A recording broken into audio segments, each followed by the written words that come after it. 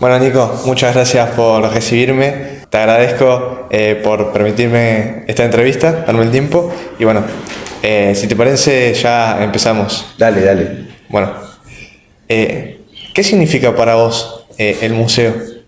Uy, esa es una súper pregunta, porque significa muchas cosas el museo, al cabo de todo el tiempo en el que vengo estando acá, ¿no? Vengo trabajando en Ferro White. Yo formé parte del equipo del museo desde que el museo estaba en preparación. Empecé a trabajar a principios del año 2004, cuando todavía el museo, recién mudado a este predio, estaba constituyendo su muestra, su equipo de trabajo, sus espacios de reserva. El museo es, para decirlo de un modo un poco cursi, tomando una cita de un texto de Italo Calvino que anda dando vuelta por redes sociales, ese pedacito de mundo que no es infierno, ¿no? Que es un lugar que uno puede cultivar y cuidar para que sucedan cosas tan buenas, que tan piolas. Dicho esto, el sentido del museo para mí ha ido cambiando en el tiempo. Creo que es más que un trabajo, es un trabajo en el que elijo en alguna medida estar, con todos los problemas que eso también supone. Y en el museo yo fui aprendiendo a hacer cosas, todos fueron padeciendo mis errores también, hasta el día de hoy creo que los padecen, pero yo empecé haciendo videos, lo que estás haciendo vos ahora, yo empecé haciéndolo en principio en el Museo del Puerto como un colaborador y después de manera más regular acá en Ferro White, y bueno, gracias a Reinaldo Merlino, que fue el director que dio origen al Museo del Puerto y a Ferro White, y a todo un equipo de trabajo que me fue enseñando cosas, empecé a aprender o a entrometerme con cuestiones relacionadas con la muestra, con la museografía, con otras tareas como escribir o como sacar fotos o cómo hacer gestión cultural. Así que para mí el museo también es, esta podría ser una respuesta, una instancia de permanente aprendizaje. Y entonces, ¿qué es lo que más te gusta de estar en el museo? ¿Qué es lo que más me gusta de estar en el museo? Me gusta la grupalidad y el que hay en el museo y esa posibilidad de estar a través del museo en muchos mundos a la vez. Porque todos los que abren la puerta del museo y entran con un mundo detrás, que de alguna manera te involucra. Y si vos lográs eso, está buenísimo. Me pasa con vos, digo, no es lo mismo que entre cualquier hijo de vecino por la puerta que entre un bailarín. Porque un bailarín le hace preguntas al espacio que el resto de los mortales no. Tu manera de moverte por el espacio, de interpretarlo a partir de los movimientos, cambia todo, digamos. Yo miro el museo distinto después de que vos bailás acá. Y eso me pasa con otra gente que llega con otras inquietudes. Ayer a la mañana apareció Leo, un vecino del Boulevard, que nos traía un traje de buzo, un traje seco, un traje pesado, así lo llaman los buzos, que usaban para los buzos de antaño, para sumergirse en las aguas del estuario, ¿no? Y bueno, con ese traje venían un montón de historias de bucear en estas aguas oscuras, de bucear para hacer tareas muy difíciles, incluso peligrosas. Mira, con el casco puede ser que me lo imagine así. Vino sin escafandra, pero es ese traje que va debajo de la escafandra. Bueno, ¿qué pasa con eso? Que te moviliza un montón, aprendes un montón. También eso tiene el problema de que a veces tu cabeza va de un lado para el otro todo el tiempo y a veces terminas un poco exhausto de atender frentes muy diversos. ¿Cómo se vincula el museo con lo artístico? ¿Cómo pensás que se vincula? Bueno, estos museos, estoy hablando de los museos de Ingeniero White, tienen desde sus orígenes una impronta, una voluntad, una inquietud respecto de los lenguajes del arte. A priori diríamos que estos son museos que tienen que ver con la historia social, podrían ser pensados como museos de sitio. Sin embargo, desde sus orígenes, Ferro White intenta abordar esa historia a través de los lenguajes artísticos, distintos lenguajes a la vez, ¿no?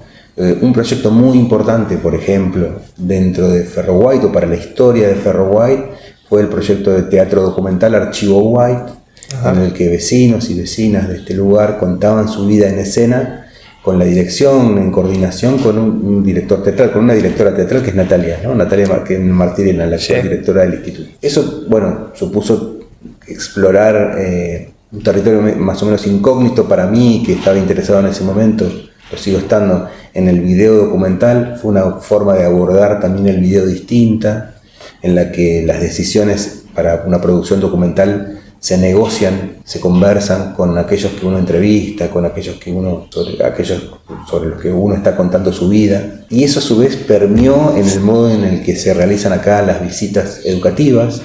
Parte de los integrantes de ese proyecto de teatro documental empezaron a acompañar a los grupos educativos y entonces las visitas tenían algo de obra de teatro. Bueno, a la vez los integrantes del equipo del museo en muchos casos provienen o tienen una formación artística y desde esa formación artística en el museo siguen como una deriva profesional a veces inesperada. Como que lo influencian un poco también al museo, además de... Y eso influencia al museo. Para pensar un caso, la persona que atiende este café es Rodolfo Díaz. Rodolfo es una persona formada en cuestiones vinculadas con las ciencias naturales. Sin embargo, estando aquí en Ferroguay, por motivación propia, pero y porque el espacio también lo permite, fue desarrollando una beta, digamos, de fotógrafo. Y es hoy por hoy un fotógrafo más que interesante, que retrata el entorno portuario, las tareas que se hacen en este puerto. De hecho, hoy a la tarde él va a estar inaugurando una muestra en el Centro Cultural de la Cooperativa que tiene que ver con ese mundo portuario, ¿no? A priori Rodolfo no era un fotógrafo, pero hoy lo es. Otro ejemplo, Pablo Oviedo, con el que hablábamos recién. Pablo es arquitecto, pero Pablo comenzó a desarrollar aquí una impronta de pintor de murales y es el autor del mural que ahora ocupa las paredes de la caja de escaleras que va de la planta baja a la planta alta de la Casa del Espía. Y el mural es increíble y eso viene de Pablo, que ya te digo es arquitecto y ahora también es pintor. O pienso por ejemplo en Guillermo Beluso, otro compañero. Está formado en artes en la Escuela Prilidiano Pueyrredón, pero aquí devino primero un carpintero de precisión y luego un tipógrafo. Bueno, el museo es ese espacio de derivas y de cruces. ¿Eso ayuda de alguna manera a vincularlo con la gente que vino a visitarlo? Y sirve porque el museo lanza un montón de anzuelos, ¿no? Y no uno, sino por ahí muchas líneas, digamos, que pescan el interés de unos y otros, ¿no? Sí. Y al mismo tiempo sirve para reinterpretar cuestiones que por ahí abordadas estrictamente desde una mirada nostálgica o desde una mirada disciplinaria muy dura, por ahí te llevan a una encerrona, ¿no? Pienso, por ejemplo, la historia ferroviaria, digamos, por su evolución, es una historia en algunos aspectos traumática, sobre todo para quienes la vivieron, ¿no? Ese proceso de privatizaciones y parcial desmantelamiento de las empresas del Estado argentino, ya por los años 90 del siglo pasado. Probablemente no habías nacido, para mucha gente que trabajó toda su vida en el ferrocarril, cuyos padres y abuelos habían sido ferroviarios también, representó un trauma. Y las prácticas artísticas te permiten entrar al trauma, al dolor de la pérdida de maneras por ahí más productivas, por ahí incluso más felices, que te permiten a su vez compartir esa experiencia con más gente. Para tener otra perspectiva de esta situación. Otra perspectiva.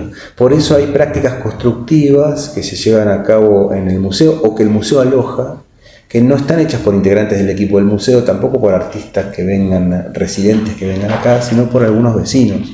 Pienso, por ejemplo, en la estación Ingeniero White, la maqueta de la estación Ingeniero White, que está exhibida en la sala de muestras del museo, que construyó Ernesto Micucci. Ernesto Micucci era un vecino ya fallecido de Ingeniero White, que trabajó de joven en la estación de Ingeniero White. Esa estación se quemó a principios de los años 90, se quemó y no quedó nada de ella. Y a Ernesto, al que le decían Pupi, le generaba mucho dolor pasar por el lugar donde quedaban los cimientos de la estación. Él quería construir una maqueta de esa estación, pero como le costaba ir hasta el lugar porque emotivamente era impactante, hizo lo siguiente: empezó a imaginar, cerraba los ojos y empezaba a pensar cuántos pasos daba yo de la oficina del jefe al galpón de encomiendas, cuántos había desde esa oficina hasta la galería del andén. Y de esa manera, tomando la medida no la medida objetiva del espacio, sino tomando en cuenta su memoria corporal de esos espacios, es que construyó una maqueta que está exhibida y que es absolutamente singular por su procedimiento. Y yo te diría que si uno se la pone a pensar, tiene algo de obra de arte, tiene algo que involucra el movimiento y, si querés, a la danza, aunque no tiene que ver con bailar, pero sí tiene que ver con con una experiencia del cuerpo y del movimiento, hecha no por un artista, hecha por alguien que fue un trabajador del ferrocarril, después trabajó en un montón de otros lugares. Ese tipo de práctica de memoria que involucra a la vez una indagación en los lenguajes del arte nos interesa un montón, y tiene que ver con la definición que el museo se da. Ferroguay no se define como un museo histórico o como un museo de sitio o de ciencias, o de arte, sino como un museo taller, ¿no? Esa definición, que es un poco una invención, no existe la categoría museo taller en la museología. Claro, porque era taller, eso siempre me llamó la atención. Eso nos lo inventamos, ¿por qué? Porque el museo en principio ocupa un espacio que era el taller de mantenimiento de la Usina General San Martín, sí, pero al mismo tiempo porque el museo pretende funcionar un poco como un taller, en el sentido de que se desarrollan este tipo de prácticas constructivas muy singulares, que mezclan, que cruzan saberes que por ahí son de campos a priori separados, y que al mismo tiempo en ese cruzar saberes involucran siempre más de uno, ¿no? Siempre implican lo colaborativo. Y en cuanto a lo que es, ya está un poco lo educativo también a veces, he visto que han venido muchos chicos a través de las redes, vi, y me preguntaba si era parte de un programa educativo, y si es así, tipo, ¿cuál? O sea, si es algo que mismo ofrecía el museo, o es algo de la escuela, o algo bueno, no sé, pasan las dos cosas. Los grupos educativos, hoy no tenemos uno, pero de casualidad, creo que más tarde viene alguna escuela. Los grupos educativos de todos los niveles peregrinan hasta acá durante todo el año. Y eso tiene que ver con el interés de muchos docentes, ojalá que también con el interés de muchas chicas y chicos, pero también tiene que ver con que es una de las intenciones, uno de los propósitos, uno de los fines del museo, vincularse con la escuela y con la institución educativa en un sentido amplio, a partir de un montón de propuestas de mediación. Ninguna visita es exactamente igual a la otra. ¿Por qué? Porque cada visita responde al interés del docente, a los programas educativos de los distintos niveles también, y porque los pibes que vienen con distintas inquietudes también. Acá intentamos que esas visitas, además de ser un recorrido charlado, como suele ser, guiado, sean algo más, y en lo posible se avance hacia esta idea del museo taller, hacia esta posibilidad de que también los alumnas de las escuelas, los chicos de los jardines de infantes, los estudiantes universitarios desarrollen aquí algún tipo de práctica.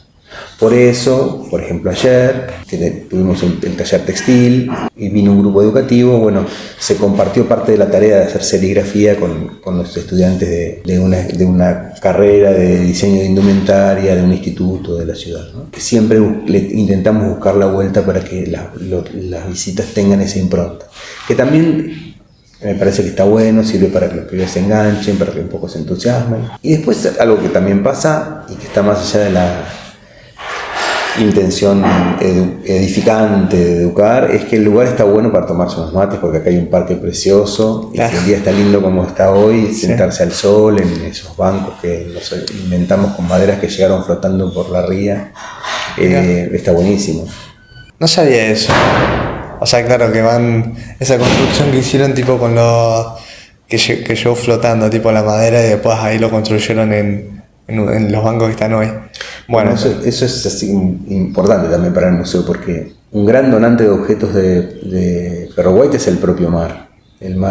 Ferroguay tiene una posición privilegiada. Está emplazado en un predio que mira a las aguas del estuario. Eso no es tan común en la zona de Bahía Blanca, porque el acceso a los espacios costeros está en buena medida limitado. Nosotros tenemos esa posibilidad y bueno, empezamos a partir de esa posibilidad a preguntarnos qué viene flotando. Empezamos haciendo una actividad que se llama Arqueología de la Marea, que tiene que ver con bajar con grupos educativos a la playita del castillo y analizar, recoger las cosas que llegan ahí flotando, cosas que uno podría clasificar como del mundo natural, pero también del mundo industrial. Llegan un montón de cosas que uno diría son basura, claro, pero todas juntas, rompiendo esas divisiones tan rígidas entre saberes o entre dominios, nos están hablando de este lugar, de su historia. Están buenísimo analizarlas. Y por otro lado hay cosas que llegan flotando y que nosotros aprovechamos para convertir en otras. Sobre todo pasa con las maderas que llegan por el mar, ¿no? Maderas de encofrado, de grandes obras que se hacen en el puerto, puntales de obra, tablones de obra que después se convierten en muebles, estanterías, banquitos o bancos de plaza como los que nos inventamos para el parque. Qué genial eso, después de poder generar una actividad y después que resulte en algo, en algo palpable, en un objeto, digamos. Bueno, eso está buenísimo lo que decís, aquello que es tangible. Bueno, el museo es en un mundo, pensémoslo así, en un mundo gobernado por pantallas, esta cuestión que tienen los museos de reponer una experiencia tangible de las cosas, es interesante, ¿no? Una cosa que hacemos acá con muchos visitantes es darles una llave de ferroviaria, una llave de locomotora a vapor, muy grande, de hierro, muy pesada, y pedirle que la sostenga en una mano, algunos no pueden porque es realmente muy pesada, y que en la otra mano sostenga un celular. Y bueno, tenés un objeto y otro, y la pregunta de qué pasa en el medio, qué nos llevó desde esta herramienta a esta otra herramienta, claro, tan distinta, tan compleja, e incluso sensorialmente tan distinta, ¿no? Porque viste que el celular es liso. Claro, es algo que no tiene es plano, nada de... no tiene relieve. Sí. Tiene una temperatura, está más bien calentito porque a veces el celular calienta, claro. Es frágil, y la llave ferroviaria es grande, muy pesada, con bordes netos, a veces hasta filosos, fría. Hay una experiencia sensorial que también te está contando un montón de cosas. Totalmente distinto. Ni hablar si empezás a pensar de dónde viene un objeto y de dónde viene otro. Probablemente la llave ferroviaria en algún lugar tenga la marca del Ferrocarril Sud, un ferrocarril capital inglés, o incluso el acero de esa herramienta esté marcado en su proveniencia de, por ejemplo, Sheffield, que es un lugar acerero de Inglaterra. Y el celular, bueno, si lo ves y lo analizás, encontrás que está ensamblado en Tierra del Fuego, pero con partes que pueden venir de China o de un montón de otros países. Es un objeto de proveniencia múltiple, ¿no? Es un objeto, claro, hecho de muchos otros objetos de piezas que vienen de lugares muy lejanos. Bueno, el museo también es una oportunidad de construir estas genealogías de los objetos, ¿no? Por ejemplo, ¿de dónde habrá venido este pingüino parabino? Entonces vos empezás a verlo, lo levantás, ver si tiene alguna marca del fabricante. Si la encontrás, la googleás y por ahí te enterás que es una fábrica del Gran Buenos Aires. Te preguntás de qué está hecho, esto qué es loza esmaltada. Bueno, hay un montón de cuestiones que tienen que ver con la historia material de nuestro mundo y que hacen que cada cosa, detrás de cada cosa haya un montón de preguntas para hacerse y también un montón de fascinación, ¿no? Eso es el museo, la posibilidad de enfocar así las cosas. O eso me parece a mí, ¿no? Por ahí no es eso, pero es lo que me parece a mí. No, justo te estaba por preguntar, cómo es el papel de los museos actualmente, pero es como que cada uno tiene su parte distinta, por ahí quizás. Y el museo, sobre todo un museo taller, encuentra en cada herramienta una metáfora de lo que él es, de lo que el propio museo es. Uno podría pensar, bueno, el museo es como una lupa. Esto que estábamos charlando recién, claro, te puede llevar a pensar que el museo es algo que te ayuda a hacer foco o a magnificar, a ampliar algo y verlo en detalle. Pero si uno piensa en la llave de locomotora, uno podría decir, bueno, pero un museo es como esa llave en el sentido de que te puede ayudar a desmontar mecanismos que a priori te parecen un bloque uniforme, algo que se te impone. Bueno, vos tenés ahí una llave con la que desmontar pieza por pieza y analizar. Esa sería otra metáfora de lo que es el museo. Pero a veces el museo también puede ser pensado como un objeto que acá fabricamos, que es una bolsa. El museo es como una gran bolsa de... Acá hacemos bolsas para hacer las compras. Las fabricamos en el taller textil. Las imprimimos en serigrafías, generalmente con algún mensaje. Uno podría pensar que el museo es una bolsa, es un lugar donde nos juntamos y que ese gesto de recolectar está buenísimo y que porque es el gesto de reunirnos, de estar juntos, de pensar cómo se organiza hoy por hoy una cierta idea de comunidad o de hacer en común en un mundo que es muy fragmentado, donde pesa mucho el individualismo, ¿no? Cierta idea de que todos somos como átomos separados. Así que el museo también podría ser pensado como una bolsa. Hay un montón de metáforas en cada objeto para pensar el museo. Mirá, sí, ambas perspectivas me gustaron mucho y me encantó tipo esta parte de tipo como que el museo es una lupa, claro, porque vos ves algo y por ahí sí, en todos lados como que la gente que por ahí viene es como, o sea, ver un objeto y decís, mirá qué curioso este objeto, la forma, qué sé yo, pero cuando empezás a hacerte más preguntas es como que se vuelve mucho más interesante ese objeto, o sea, empezás a descubrir otras cosas. Mío, por ejemplo, no sé, yo ahora veo el piano que está atrás y me pregunto, o sea, qué madera es, de dónde viene, y sí, es muy interesante. Bueno, el museo es la posibilidad de hacer de todas esas preguntas, claro, sí. Generalmente se ve al museo, viste, como algo aburrido, más parte de la gente joven, digamos. Claro, porque el museo por ahí lo asociamos a un depósito de cosas viejas, que no solamente viejas, de cosas viejas, pero al mismo tiempo cosas solemnes, cosas que tienen como un prestigio, un valor. El museo es también una meditación acerca de qué es valioso o no para una sociedad. Y por eso también tiene esa cosa de esa aura del lugar de cosas vetustas, ¿no? De un pasado que por ahí no nos concierne, de gente importante, de gustos, ¿no? De gente que está como en el bronce, ¿no? Ese es un sentido tradicional de la institución museo y a la vez muy popular, pero yo te diría que no tantos museos son así hoy por hoy, que cada vez más los museos no saben qué son, y en función de no saber qué son tienen la posibilidad de ser muchas cosas más que ese sentido tradicional de depósito de cosas viejas, que al mismo tiempo lo es, el museo es un depósito de cosas viejas. Pero pensemos en Ferro White. Ferro White tiene una colección de objetos que a priori no valen nada, uno diría. ¿En qué sentido? En el sentido de que cuando fueron rescatados por algunos ferroviarios, esas cosas que eran herramientas estaban siendo vendidas como chatarra. La sociedad argentina en ese momento, a mediados de los años 90 del siglo pasado, no les asignaba ningún valor especial. Eran, ya te digo, cosas que se vendían como fierro viejo.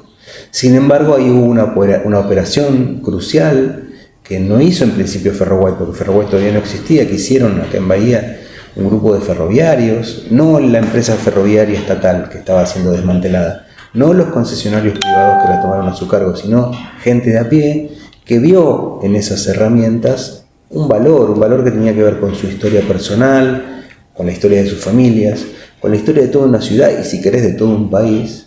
Y bueno, hicieron el gesto de salvar esas cosas y luego las pusieron a resguardo del municipio de Bahía Blanca. Y ahí surgió Ferro White como un espacio dedicado a estudiar esos objetos, a cuidarlos, a preservarlos, y a partir de eso, de que eso sucede, bueno, esas cosas de pronto empiezan a tener un valor, ¿no? O todos empezamos a tomar conciencia de que tienen un valor, porque eran parte de un mecanismo, el ferrocarril, muy importante. ¿Tenés alguna herramienta, algún objeto de lo que me estabas hablando, tipo que te llame mucho la atención o que a vos siempre te haya gustado? Ponele de los que están hoy acá. Mira, hay un montón de objetos que están buenos. Hay algunos que son medio clásicos, ¿no? Hay algunos que a priori todo el mundo entiende por qué tienen valor, porque en su aspecto son lujosos o están hechos de materiales que diríamos son nobles. Pienso, un reloj francés de roble, de gran tamaño, que estaba colgado en tal estación o en tal taller, en la oficina del jefe, que es un objeto que porque está labrado, porque es un objeto mecánico de precisión, todos diríamos que es un objeto muy valioso. Y es una pieza que está exhibida en la sala de muestras de Ferro White. Pero después hay otros objetos que son emocionantes y que uno entiende a partir de entender la historia de quien los usó. Pienso, por ejemplo, y este es uno de mis objetos preferidos de la colección de más de 5.000 piezas que tiene Ferro White, en una latita de betún, que cuando vos la abrís, lo que tiene dentro es un mechero, una especie de mecha enroscada, que era la latita que usaba un guarda de tren, un bicho canasto, como le decían en otra época, y que la usaba para calentarse las manos en pleno invierno. Vos imaginate que un tren cruzando la Pampa con helada Claro. En ese vagón podía estar haciendo mucho frío, y ese objeto en su modestia, digamos, te representa la noche, la inmensidad de la Pampa, el frío de la helada. De repente toda esa experiencia sensible de un territorio, toda la historia laboral de un tipo, está condensada en esa pieza pequeña, ¿no? Absolutamente humilde. Al mismo tiempo te habla del ingenio de la persona que se fabricó ese mechero con lo que tenía a mano, ¿no? Esa es otra pauta, otra pista del trabajo en un museo taller. Acá se trabaja con lo que tenemos a mano. Se trabaja siempre pidiendo recursos, buscándolos, sí, pero en lo inmediato a partir de lo que tenés. Entonces en ese objeto también está esa enseñanza, ¿no? Bueno, ahí te conté de un objeto que me gusta. ¿Y qué te gustaría que la gente supiera de los museos o de, por ejemplo, de Ferroguay? Me gustaría que se lleven de acá. Primero, nos gusta que se queden acá. Voy a responder en plural porque no es que solo es algo que pienso yo, sino claro, que es parte del equipo, ¿no? Nos gusta pensar que el museo convierte al público, que es una noción un poco anónima, un poco abstracta, en gente con nombre y apellido, que desarrolla algún tipo de vínculo con el espacio más allá del transitar, y que a veces, no siempre por supuesto, elige quedarse acá. Nos trae algo porque lo quiere donar, o se engancha con alguno de los talleres que hacemos acá, o viene y vuelve y se hace habitué, gente con la que podemos compartir el mate. Me ilusiona que pase eso con los visitantes, ¿no? de este espacio, que esa condición de visitantes se convierta por ahí en otra cosa, ¿no? Claro, que no vaya a ser solamente algo de un recorrido de me fui, sino que se lleven algo, o que ellos mismos dejen algo.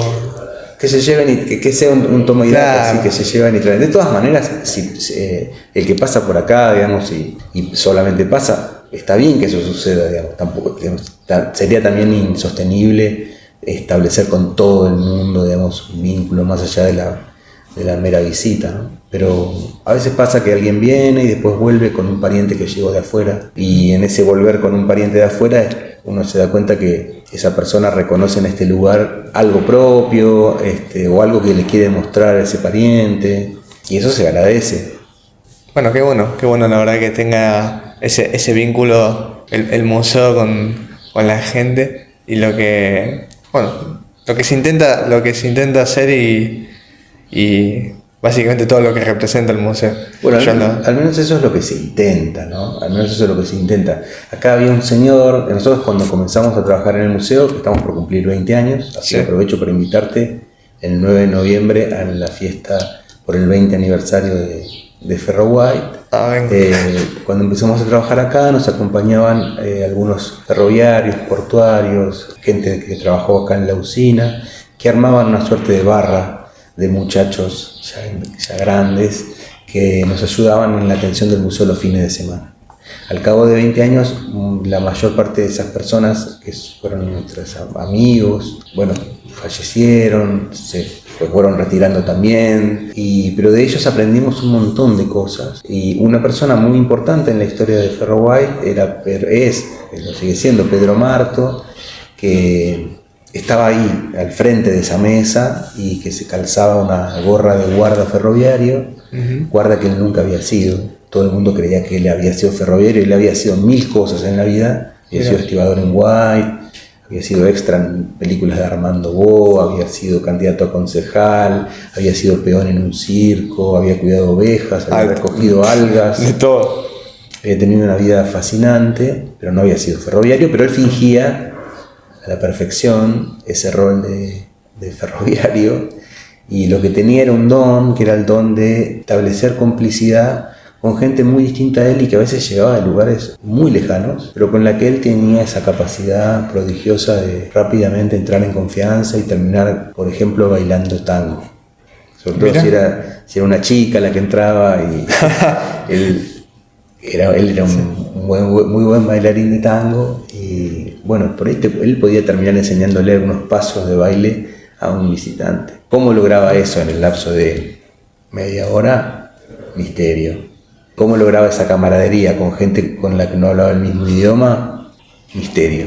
Pero bueno, de ese misterio nosotros aprendimos al menos una intención en el trato con la gente que llega hasta acá, ¿no? Y bueno, gracias a tu trabajo en el museo, ¿has tenido oportunidad de viajar al exterior? Sí, sí, tuvimos oportunidad de viajar varias veces. En realidad el museo en el último tiempo ha estado muy paseandero, y es cierto que en mi condición de directora me toca a mí muchas veces, pero otras veces toca a otros compañeros. Ah, claro, pues yo te había escuchado por ahí como que vos estabas en Suiza o ibas a Suiza. Sí, en realidad fui... No sé si era para algo con relación al museo. Sí, en realidad sí. Ese viaje a Suiza en realidad tenía Suiza como primera escala, pero como punto de llegada en la ciudad de Kassel, en Alemania, donde se hace un evento que se llama Documenta. Es un evento que se hace de manera cada 3 o 4 años, ahora no me acuerdo, pero bueno, Documenta es una gran bienal de arte. Y bueno, fuimos invitados a participar ahí de una actividad a medio camino entre el arte y las cuestiones más académicas, vinculado con la Universidad de Kassel. Así que sí, ese fue un viaje, pero otras veces hemos peregrinado hacia otros rumbos. Hemos viajado bastante por países de Sudamérica. Tuvimos un par de veces 3 veces estuvimos en México, un par de veces en Colombia. Analía, una compañera, estuvo en Brasil, en Minas Gerais. Estuvimos en Chile, estuvimos en Perú. Y también estuvimos en España. Así que sí, es verdad que hemos tenido la oportunidad de viajar, de que nos inviten a encuentros, seminarios, congresos, que es la oportunidad de contar la propia experiencia, pero al mismo tiempo de escucharla de otros espacios, de los que aprendes un montón, con los que te encontrás que tenés problemas comunes en contextos muy distintos. Y de esos viajes nace también, o ha ido naciendo también, una suerte de hermandad o sentimiento de pertenencia a la capilla museográfica, es decir, que empezás a encontrar, que te haces amigo de gente que bueno, está en el mismo métier que vos, ¿no? Entonces comparte problemas, también un humor, digamos, te puedes reír de esos problemas también juntos.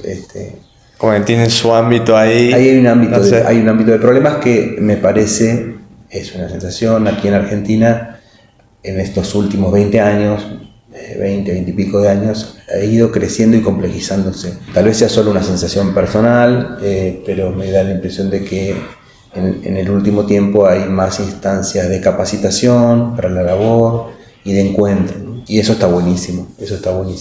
¿Y esa experiencia afectó también al museo de alguna forma?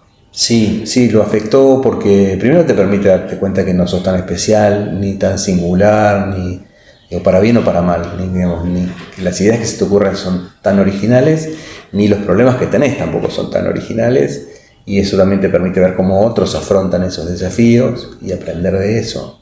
Así que sí, nos llevó a repensar varias veces la propia dinámica, ¿no? Y también te ayuda a valorar lo que haces, ¿eh? También está bueno porque recibir esa mirada que muchas veces es afectuosa de gente de otros lados está buenísimo. Ahora, por ejemplo, Julieta Ortiz de Rosas y Analia Bernardi viajaron a Río Negro, a la provincia de Río Negro, viajaron a Viedma y a Los Menucos, que es una población que está en el interior de la provincia, para llevar adelante un curso, capacitación para trabajadores de museos, de los museos provinciales de Río Negro. Y bueno, se trajeron ahí un montón de preguntas, digamos, ¿no? O hace 2 o 3 años llevamos adelante una capacitación virtual junto con la Dirección Nacional de Patrimonio y Museos de la Nación, de la que participaron trabajadores de museos de un montón de lugares de Argentina, lugares que algunos que no conocíamos, museos de los que no teníamos ni la menor idea. Y bueno, ese curso después terminó siendo una publicación que se llama Museo Común, está ahí disponible online, y todo eso es aprendizaje.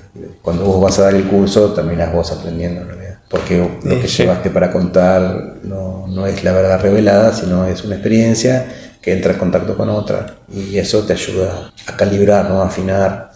¿Y qué consejo le darías a alguien que sin saber nada quiere entrar a un museo y quiere decir, yo quiero también trabajar, ponerle acá? Bueno, le diría que está bueno, que vale la pena, que no es tan aburrido como parece, pero a la vez que tiene que munirse de mucha paciencia. No siempre las condiciones laborales son las mejores, las óptimas, las que uno elige.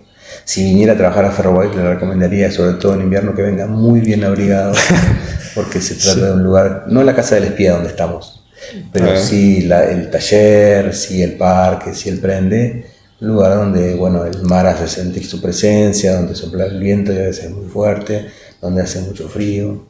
Hay detrás de eso una cierta épica no contada del trabajo en los museos. Pienso en Reinaldo Merlino, que nos cuenta que cuando comenzó con el Museo del Puerto, ya por 1987, estamos hablando de 37 años, el Museo del Puerto no tenía ni siquiera un baño. No sé si tenía agua corriente, porque estaban en un edificio que había sido resguardo de aduana del puerto y que estaba en recuperación, y otro tanto podríamos decir de los inicios de Ferrobaik.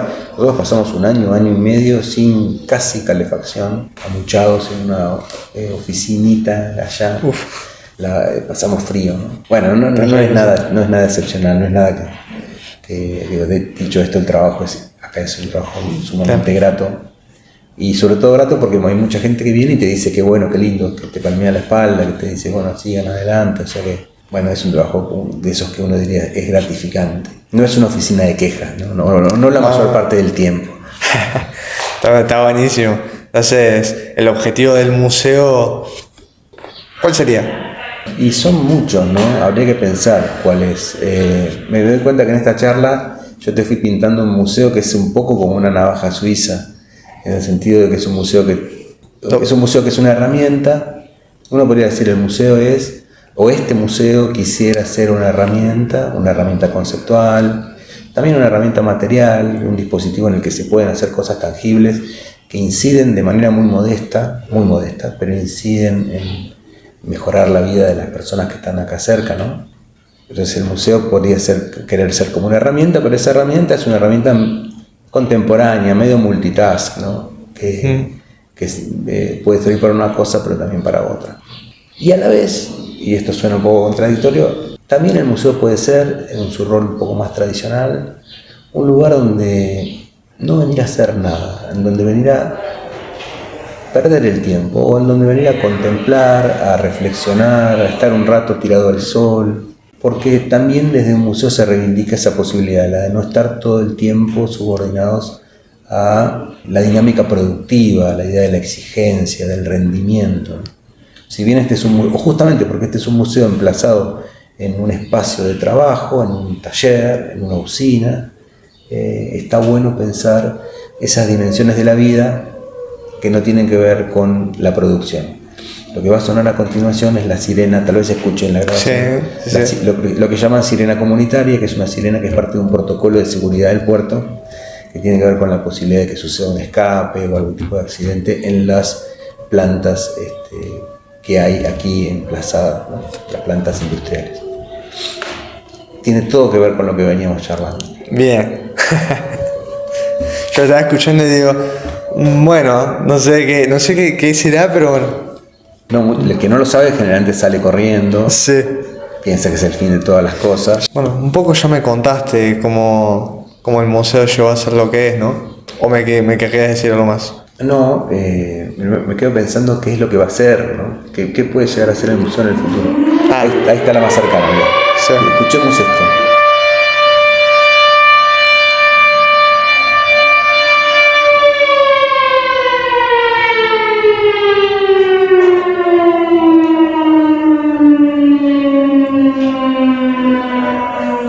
Ya era potente.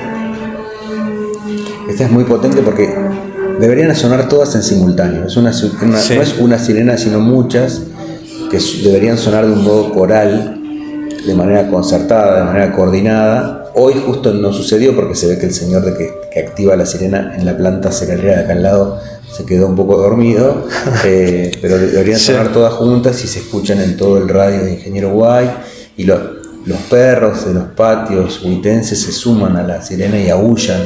Claro, es como todo bien coordinado, todo de algún modo coordinado, y es un sonido muy elocuente. Vos y yo, que somos parte de Bahía y Sonora, es un suceso sonoro que, si le prestás atención, puede ser hasta conmovedor por todo lo que hay implícito detrás. Y ese sonido se mete en el museo y vulnera una idea también muy asociada a los museos tradicionales, que es que el museo tiene esa capacidad de aislarte del contexto en el que está. ¿no? El museo pareciera poder hacer un rancho aparte, ¿no? Como si fuera una cápsula que te mete, ¿no?, como en un mundo autónomo, ¿no? Que desvinculado, no dependiente de su contexto. Pero La Sirena te demuestra que no.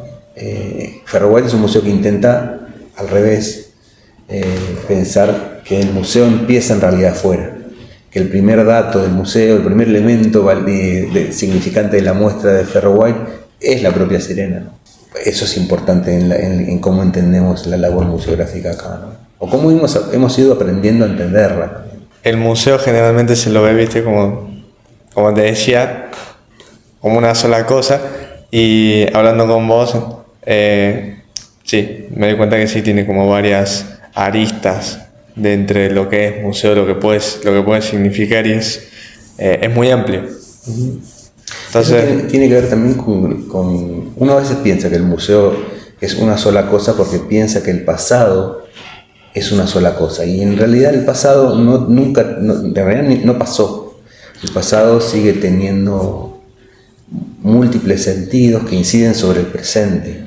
Y hay múltiples maneras de abordar ese pasado que hacen que ese pasado mute todo el tiempo, ¿sí? El pasado es proteico, no es algo sancionado, algo que podemos dejar atrás. A veces la ilusión es que el museo es el lugar donde metemos las cosas antiguas para poder sacarnos el pasado de encima. Y el museo en ese sentido es ambiguo, porque en parte puede servir como ese dispositivo, cementerio, digamos. Sí. Pero al mismo tiempo el museo puede tener la capacidad de azuzar los fantasmas del pasado, de avivar el pasado, ¿no? De reactivarlo. Entonces puede ser que la operación sea la inversa a veces, ¿no? El museo por ahí tiene esa capacidad de que te des cuenta de que todo eso que a priori parece de otro momento y que está, entre comillas, muerto, puede adquirir una vida, hasta una vida terrorífica, digamos, ¿no? Como la de los... El museo no está tan lejos del fantasma, del vampiro, del zombie, de esas figuras de la literatura o del cine de terror, que están entre la vida y la muerte, ¿viste? El fantasma, el zombie, ¿no? El muerto vivo. El museo tiene que ver con esas cuestiones también, me parece. Tiene que ver con ese límite entre lo que consideramos presente y pasado, y al mismo tiempo ese límite entre lo que consideramos vivo y muerto. Es como un espacio de frontera, ¿no? Hay un montón de museos que cuestionan el rol tradicional del museo, que repiensan, digamos, qué es un objeto en una sala de museo. Hay un montón de experiencias que dan cuenta de eso, ¿no? Empezando por nuestros vecinos, digamos, por nuestro museo hermano, que es el Museo del Puerto, que también está pensando todo el tiempo estas cosas, desde hace un montón de tiempo.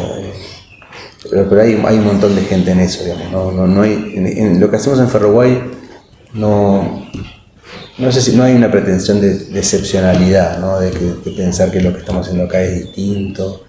Sí, es distinto en alguna medida, tiene su particularidad, pero no nos estamos pensando como excepción, no está bueno pensar como excepción. No, en todo caso sí estamos ahí con un montón de otra gente, atentos a cuestiones de época, muchas otras se nos escapan. Sí, es cierto que este museo, como muchos otros museos, es distinto a cómo se pensó la institución museo en su origen. Vos sabés que el museo es una institución importada porque es una institución europea y es una institución datada porque los museos, al menos los museos públicos, no las colecciones privadas, que tienen un linaje más antiguo, pero los museos como instituciones públicas son un poco un invento de la Europa, lo que en la escuela estudiamos como las revoluciones burguesas. Los primeros museos públicos son museos como el Louvre, que es el museo más visitado del mundo, creo, hoy por hoy.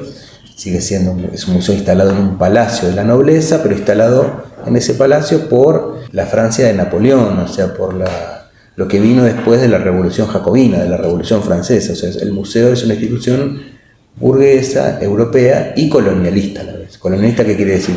Es una institución que se dedicó a coleccionar el mundo, todas las especies de plantas, de animales, todos los testimonios de distintas culturas, desde una idea de superioridad, una idea, digamos, evolutiva de la historia del mundo y de la humanidad, que ponía en el escalón superior de esa historia a los varones blancos de las clases dominantes europeas. Claro.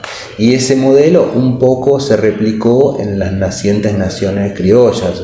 Se replicó, por ejemplo, en Latinoamérica a o en la segunda mitad del siglo XIX, con la constitución de grandes museos nacionales, museos que tenían edificios construidos específicamente para ser museos, edificios enormes, como palacios del saber, que fueron en paralelo con el desarrollo de las ciencias naturales, de las ciencias sociales. Bueno, es una institución de la modernidad. Bueno, museos como Ferro White, digamos que llegan muchísimo después, principios del siglo XXI, todo el tiempo están dialogando y discutiendo con aquella vieja idea de museo, ¿sí? Cuestionándola, haciéndole preguntas, desde muchos flancos, ¿no?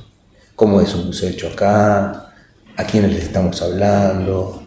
Porque, digamos, qué cosa es considerado un objeto y qué cosa es considerado un sujeto. Digo porque ahí detrás de eso hay jerarquías de poder, hay un montón de cuestiones complejas. Y en ese sentido, Ferro White, digamos, no se corresponde a esa noción tradicional, cristalizada de lo que es un museo, ¿no? Eso es verdad. El museo siempre entonces recurre a lo pasado, o puede haber otra...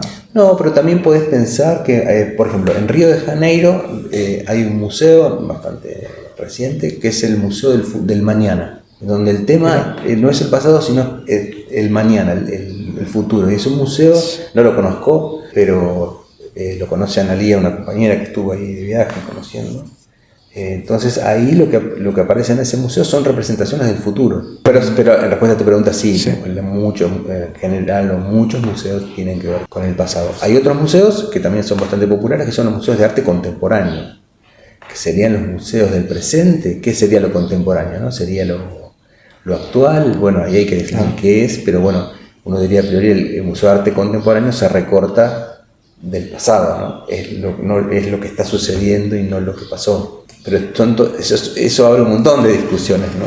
Sí, consideras contemporáneo y que no, bueno. Eso da como para otra charla. Es el tipo de cuestiones que a los trabajadores de museos les gusta charlar cuando se juntan en un congreso, ¿no? Y discutir y tomar cerveza, y todo eso para tomar cerveza. El plan, justo. Bueno, y antes de finalizar te pregunto, ¿cómo ves el Museo Ferro White para el futuro?